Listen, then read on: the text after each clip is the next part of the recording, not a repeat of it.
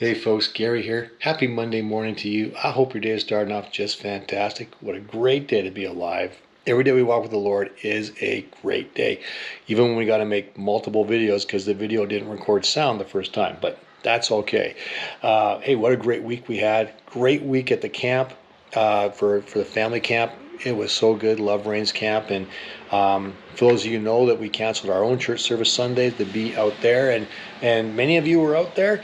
Some of you weren't, and you couldn't make it. We missed you, and looking forward to seeing you Sunday morning. That's going to be really super sweet. But what a great time out there.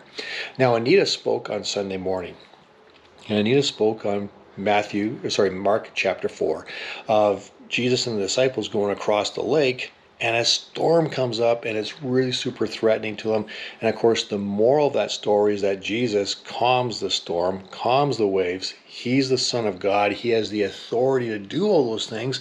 And so we're to trust him in that. We're to trust Jesus in his calling in our life, but also when we're going through a storm, we trust him. Of course, that's the moral of that story.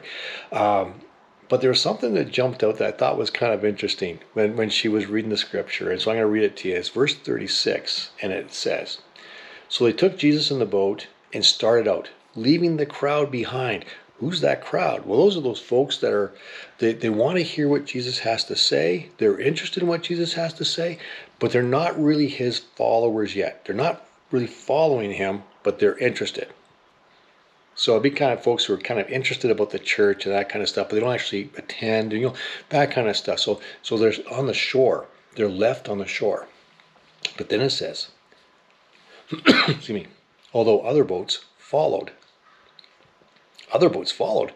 What happened to those boats? We don't know. Mark doesn't tell us, and neither does Matthew or Luke. They don't even mention the other boats.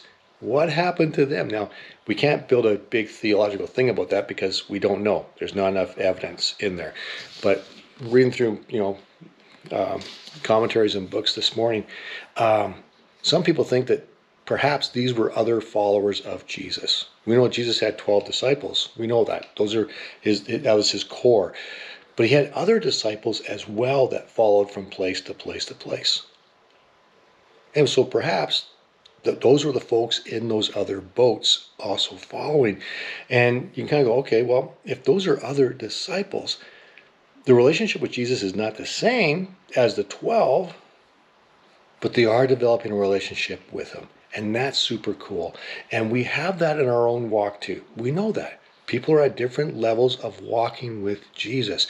What do? We care for them. And Jesus blesses them just as much as he blesses us. He calmed the storm for them as well. Even though Mark doesn't mention it, they also benefited from Jesus calming the storm.